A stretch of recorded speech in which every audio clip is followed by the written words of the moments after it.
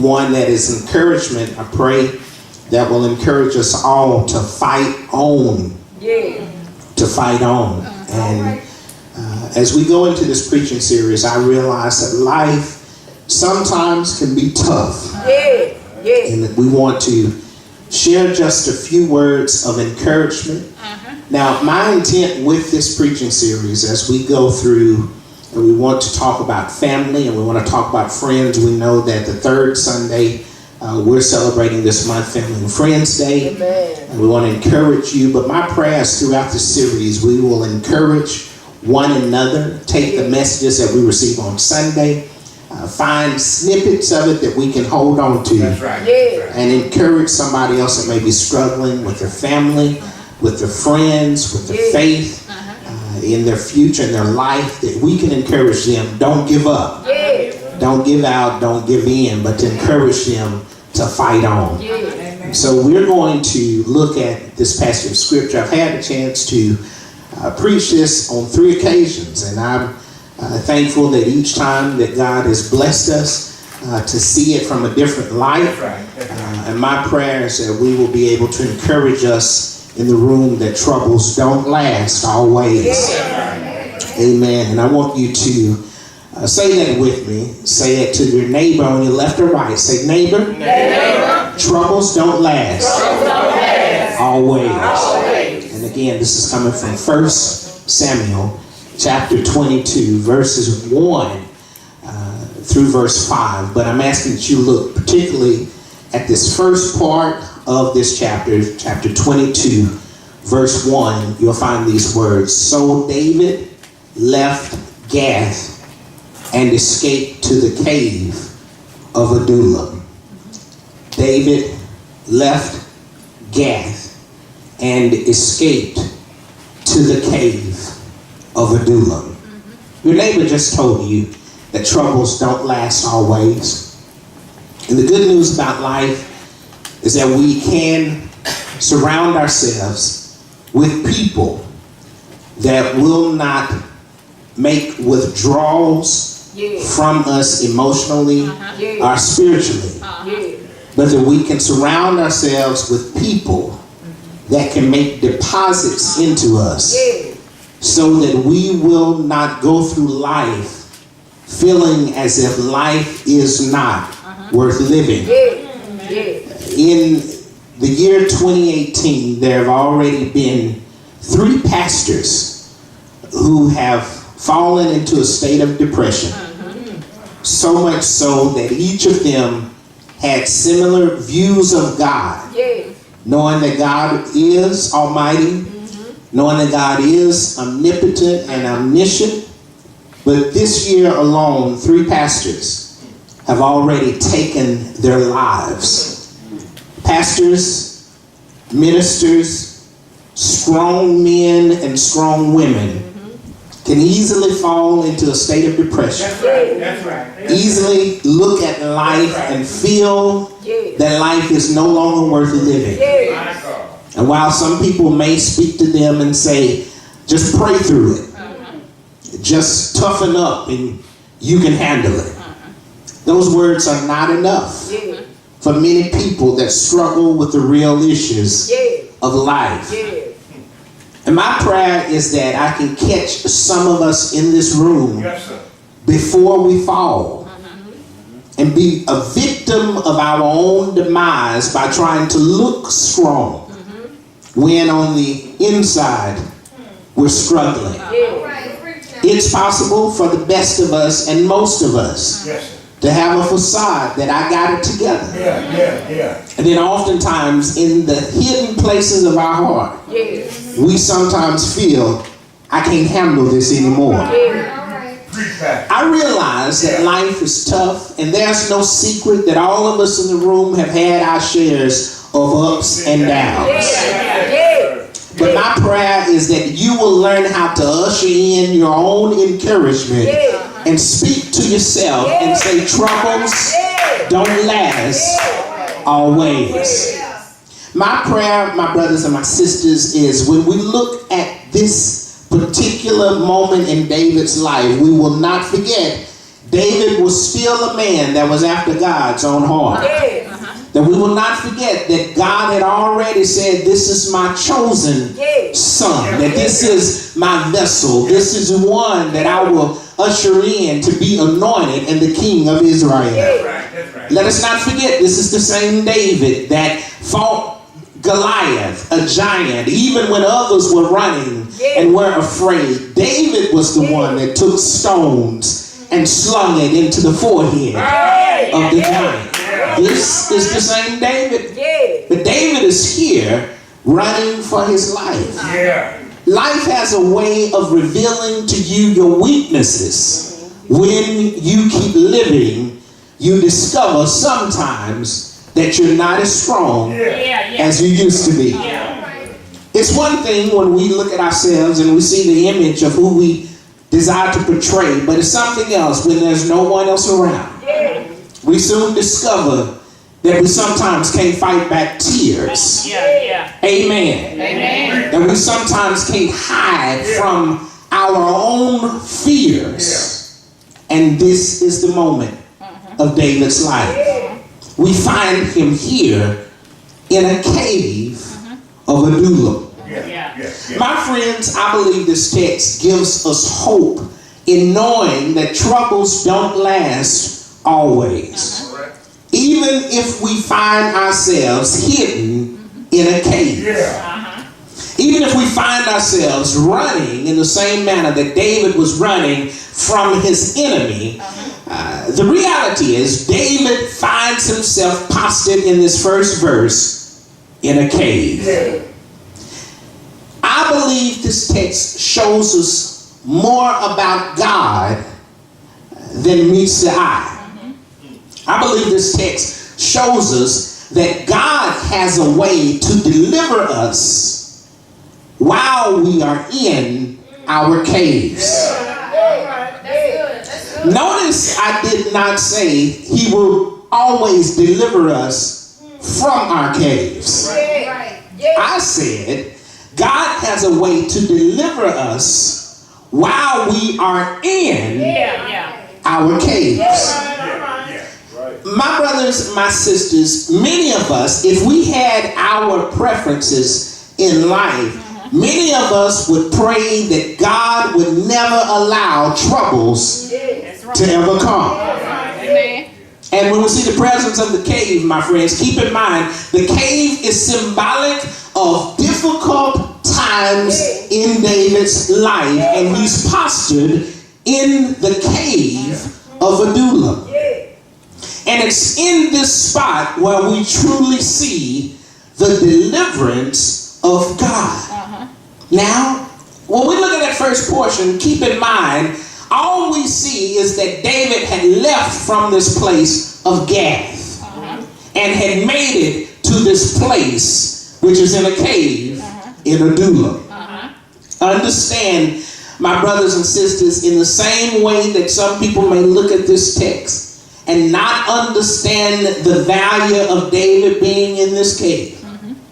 Many people may look at your life right now and never understand everything that you've been through to get you to the spot where you are right now.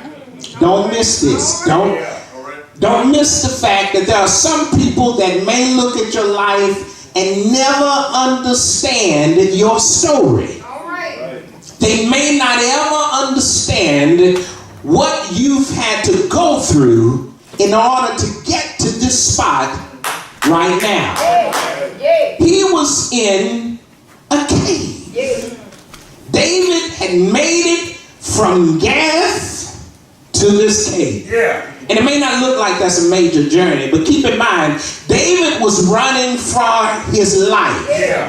In chapter 18, verse 5, the text tells us that everything that David did seemed to succeed. And in verse 7, the text tells us in chapter 18, even though he was successful, Saul was troubled by David's success because people were looking at David and said he had slain, speaking of Saul, thousands, but David has slain 10,000. And Saul could not get with the fact that David was successful. In chapter 19, we find that David was at a point where Saul tried to take his life. And David ran from Saul because he understood that God had promise on his life. David had been running for almost 2 chapters of his life, and he had been hiding from Saul, only to discover in chapter 21 King Achish also wanted to kill David, and David had to act like he was crazy in order to keep King Achish off. He started foaming at the mouth, started letting spit drip down his beard. David did all of that because he was trying to get through his troubles. David had run for his life. David had tried to fend for his life, and he had made it from Gath all the way to this cave, and he had made it by himself. Somebody may ask, how did he make it? He made it because he knew that troubles don't last always.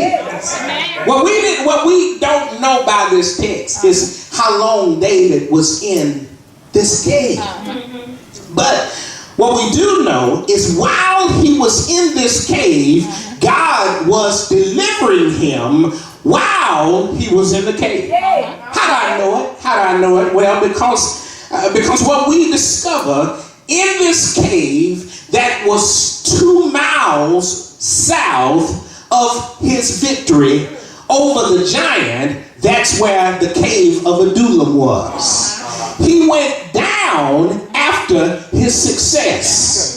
However, in the lowest spot of his journey, David looked for a hill that this cave is positioned, which happened to be, my brothers and sisters, it happened to be 500 feet high. In the heights of his lowest spot, David found the mouth of this cave. In essence, he looked for a bright spot, a high spot, even when he was at his lowest spot.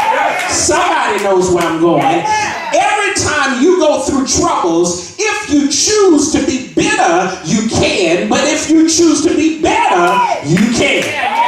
If you choose to be a victim, you can, but if you choose to be a victor, you can. It's a mind shift. It's something that God can do while you're in your caves. David chose not to allow this cave to be his grave. My brothers and sisters, it was in this cave what David penned the 34th number of Psalms, the 57th number of Psalms, the 142nd number of Psalms. David, while he was in a cave, he turned his pity and his problems into praise. That's deliverance. Do I have help in here? You know that God can deliver you when you're in a hospital bed, and he can let you witness to nurses when they come in. When you're struggling with your finances, you can encourage somebody else. That takes deliverance from God. Is there anybody that knows that God can deliver you while you're in your cave? Maybe I'm just talking to a few of y'all that have learned how to fight back tears and tell somebody else it's going to be all right. You've been going through trouble, but you didn't let trouble keep you silent. You told somebody else, keep yet holding on, because troubles don't last always. And I'm glad to be in the room with some folk that don't have to wait until the sun is shining before they can tell somebody that God can be your very present help in times of trouble. Some of you can deal with family problems and you still got joy. You can deal with health problems and you still got joy. Is there anybody that can say, God delivered me while I was in the cave?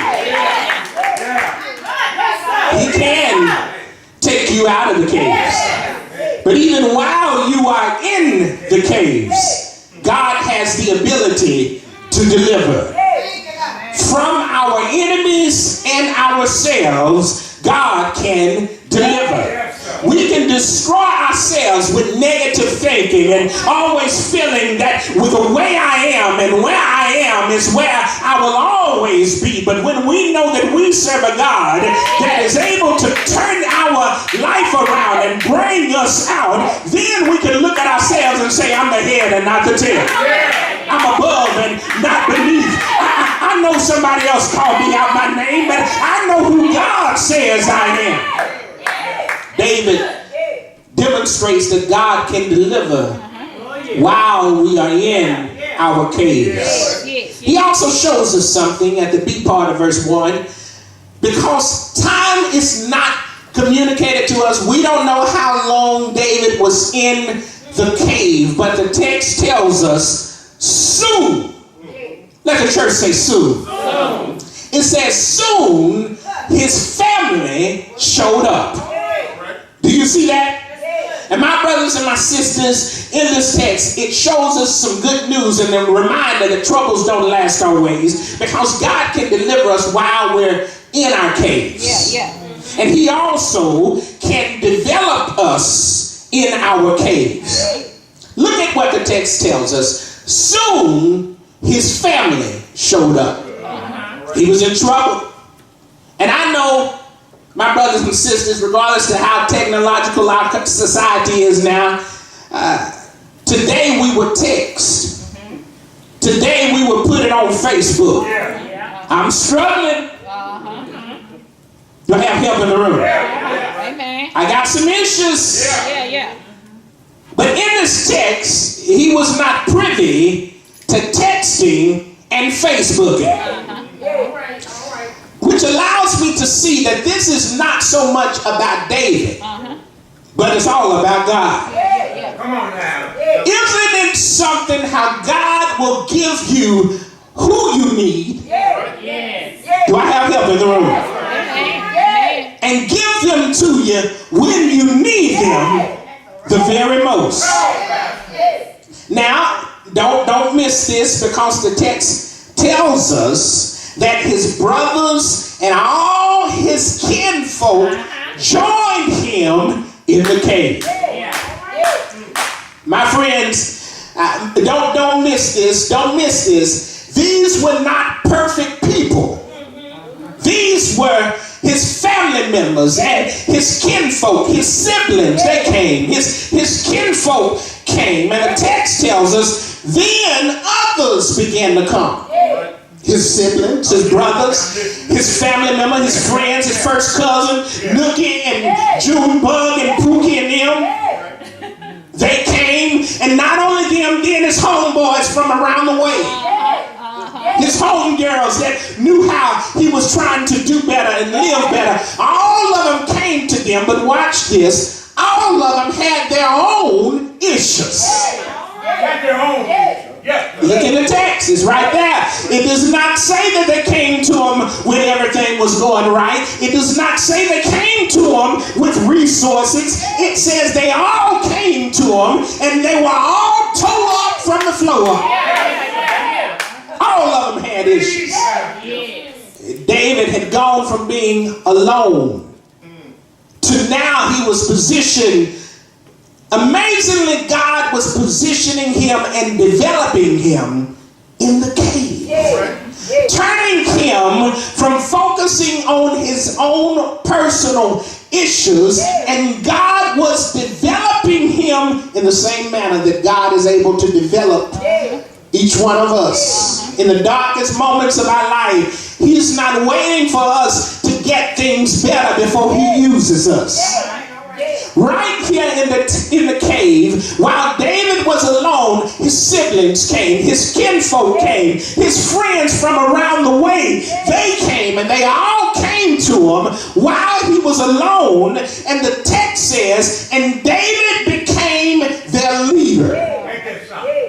A whole bunch of misfits and rejects. God sent them to David while he was at his lowest point. My brothers and my sisters, many of us are waiting on someone to come in with a lasso of truth. Many of us are waiting for somebody to come in with bright and shiny armor to help us out, to pull us out, to get us out, to talk us out, to walk us out. And sometimes God will leave us in situations and allow for us to see you don't need somebody to get you out. I can leave you while you're in your situation, and I can develop you. And it's right here in the text where we see that God developed David and took him from being alone to a leader.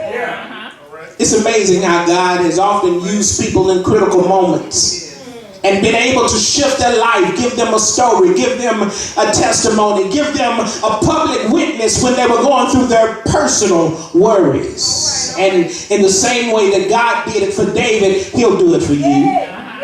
I know in your life it may seem like you're the only one that's going through, but how many of you can look around and see you in the room even right now with a whole lot of folk that got a whole lot of issues, and everybody's trying to get out of the cave. Instead of you looking for somebody else to help you, you might be able to help them. And I know by the end of this message, many of you all, your minds will come right out of this message and you'll start thinking about some of your own personal issues. And I know it's not enough preaching in me, it's not enough singing in the praise team to pull you out of some of your worries and some of your issues. But I would dare say it's enough in you where God can take you from isolation and take you from negative thinking. And you know enough about God where if you will use what God has already given you, God can take you from feeling like you're alone and turn you into a leader. Less than 15 minutes ago, you don't understand the power of the words that you told your neighbor when you told them troubles don't last. Always. Your neighbor, you don't know what your neighbor's going through. They have help in the room. You don't know how low your neighbor really may be. I know they look good. I know they look strong. I know they look like they got it together. But you don't know what they're going through. Let me, why don't you just help me? If you were struggling this week and you found yourself dealing with physical pain, I'm talking about pain that even when you took medicine, it just looked like it was not working. I see you, sister.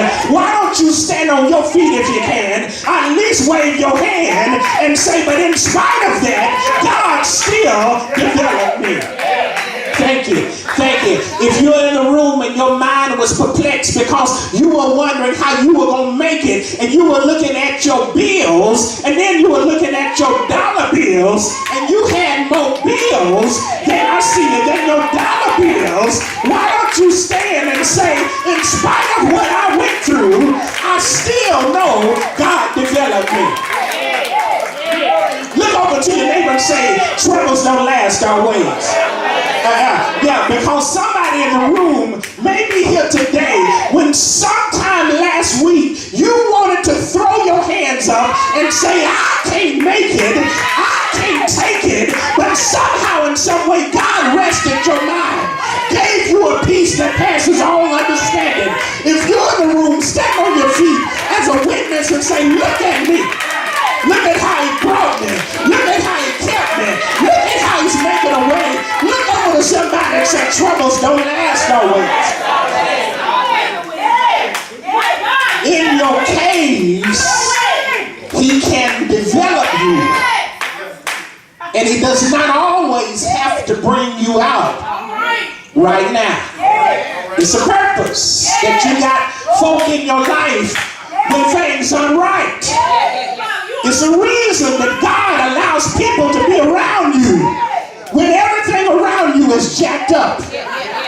It's a reason that you still got folk that are calling you when you don't feel like being bothered.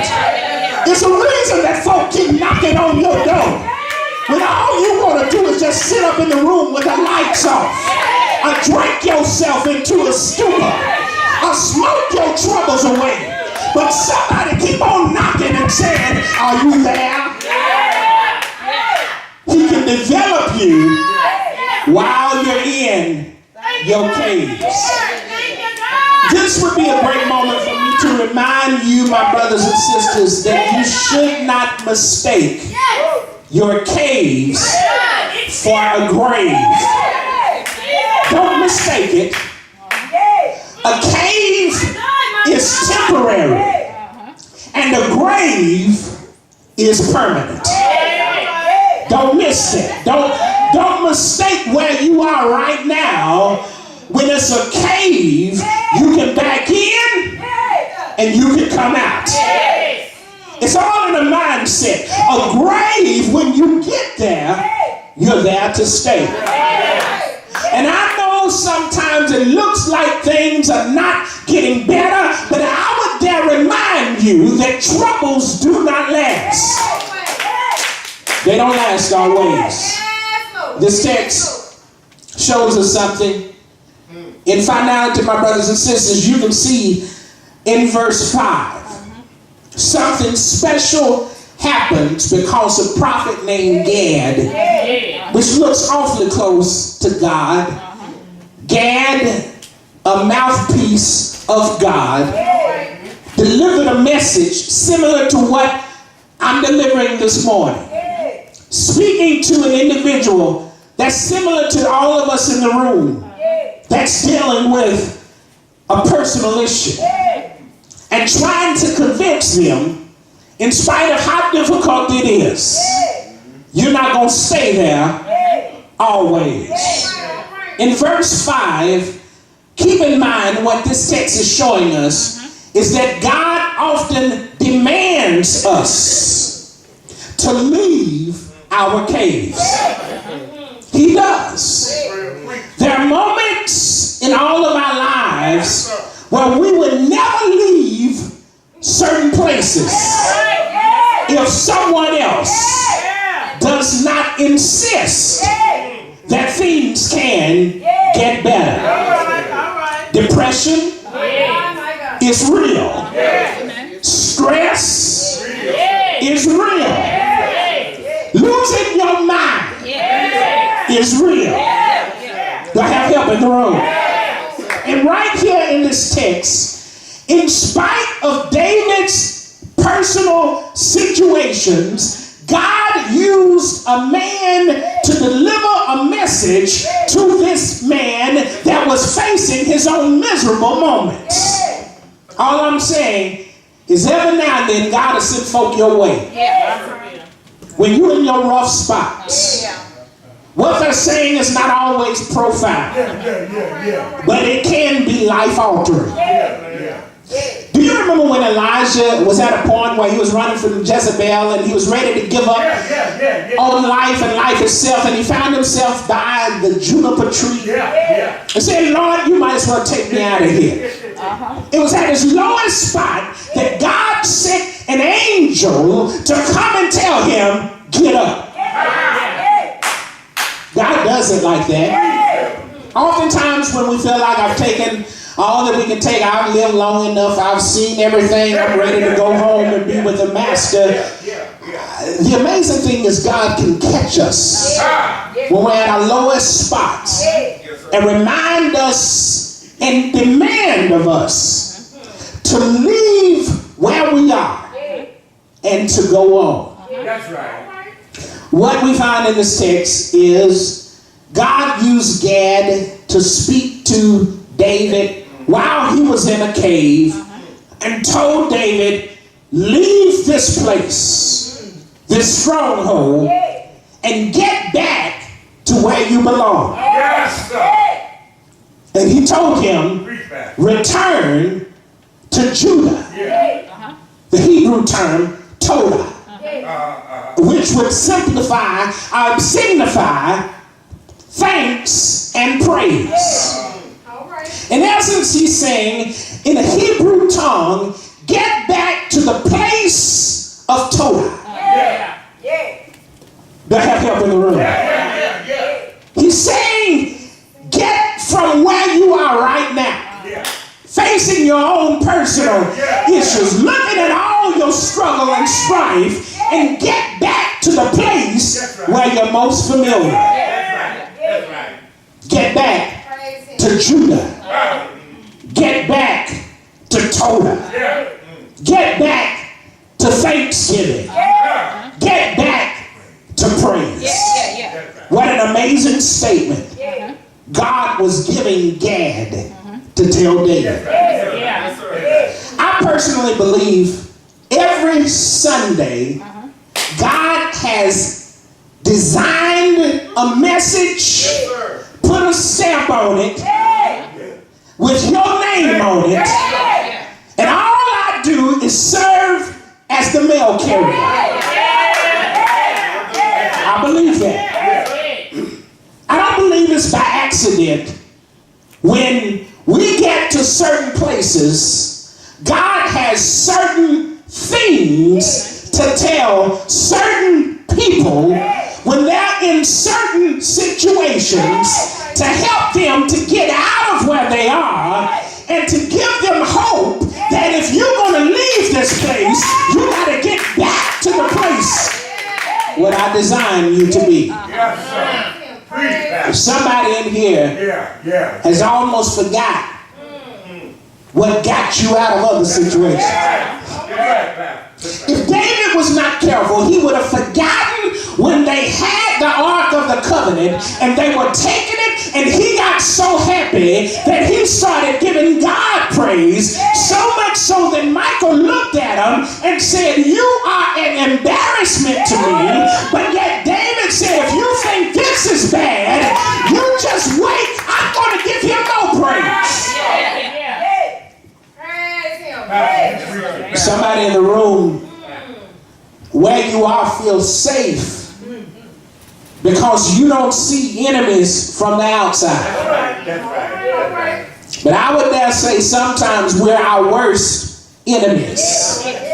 We can become complacent. We can become satisfied with nothing getting better. We can become content with things not measuring up to where God wants them, but we know it's all right because it could be worse. I'm here to suggest to somebody today, even though things could be worse, I'm here to tell you God may desire for things to get better.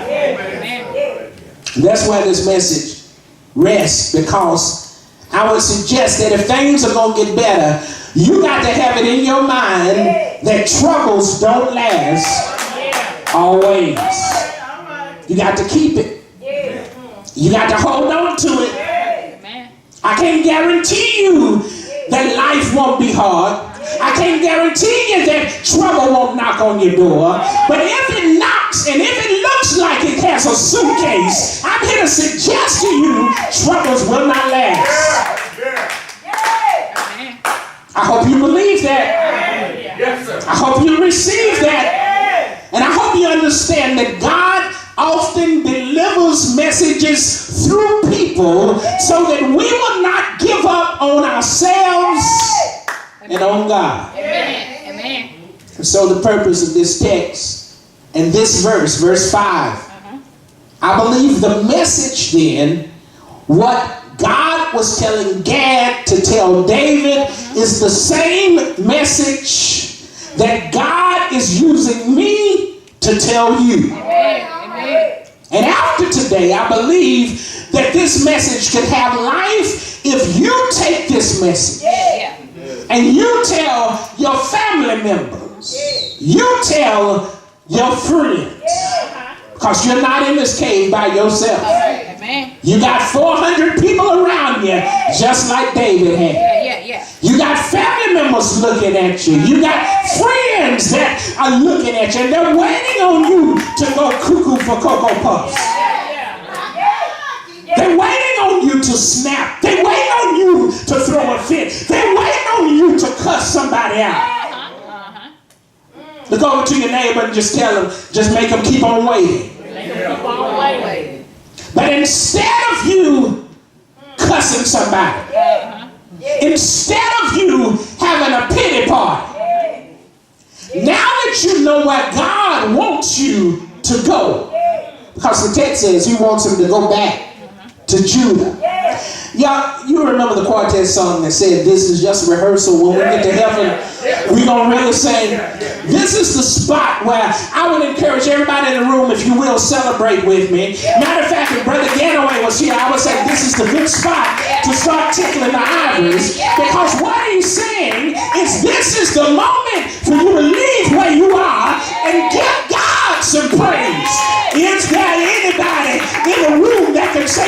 it's no secret what God can do, what He's done for others, He will do for you. He will bring me out. He will turn me around. Is there anybody here that can say yes?